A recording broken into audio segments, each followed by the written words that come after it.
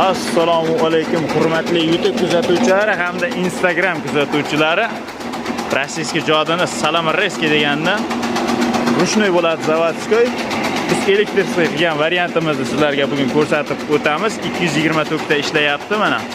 Qo'li quruq universal libo yashagida gazini beraveradi mana. Makka poya chiqarib ko'rsatib o'tilyapti. Hozir ko'rib turibsizlar mana. Dumbili bilan ham chiqarib ko'rsatib o'tilyapti. Motorlari 3 kilovatlik 1,5 ming оборотlik motor qo'yilgan mana.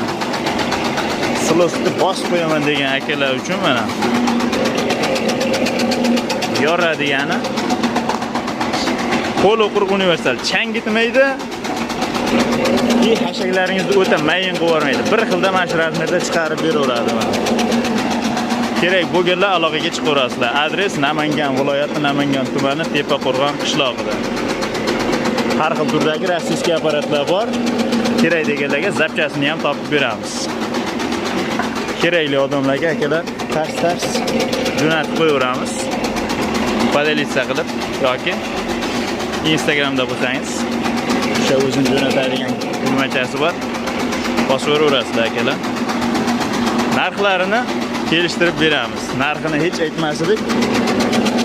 Turdagilar 4 milliondan 5 million so'mgacha sotilyapti. Hozirgi kunda arzonroq variant kerak deganlar uchun 4 million, 4,5 millionlik ham bor. Mashina chiqsan aka deganlar uchun hozircha 5 million so'm.